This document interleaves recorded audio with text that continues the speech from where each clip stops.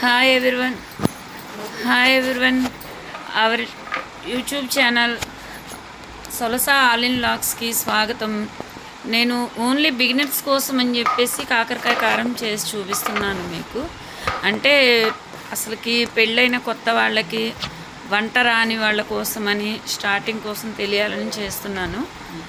ఈ కాకరకాయ కారంలో పెద్ద ఉల్లిపాయ కారం వేసుకోవచ్చు, లేదంటే ఎల్లిపాయ కారం వేసుకోవచ్చు. దీనికి ముద్దపప్పు యాడ్ అయితే ఇంకా బాగుంటుంది.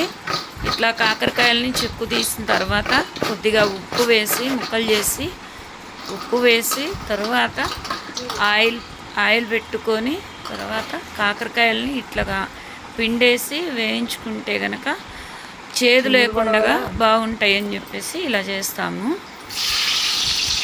కాకరకాయ ఒంటికి చాలా మంచిది, కానీ అందరూ తినరు. డయాబెటిక్ వాళ్ళకి కానీ ఎవరికైనా కానీ కాకరకాయ చేదనేది ఒంటికి తగలాలి అని చెప్తారు, కానీ అందరూ తినరు. కానీ ఇట్లా చేస్తే చేదు లేకుండా ఉంటుంది, అందరికీ బాగా నచ్చుతుంది, పిల్లలకైనా పెద్దవాళ్ళకైనా.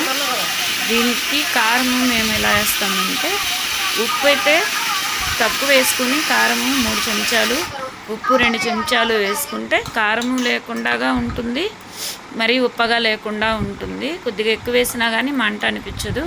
ఎల్లిపాయలు, జీలకర్ర మిక్సీకి వేసుకొని ఆ కారాన్ని బాగా ఎర్రగా ఫ్రై చేసుకున్న తర్వాత ఆ కారం వేసి కలుపుకొని ముద్దపప్పుతో కాంబినేషన్ ఇది చాలా బాగుంటుంది అన్నంలోకి.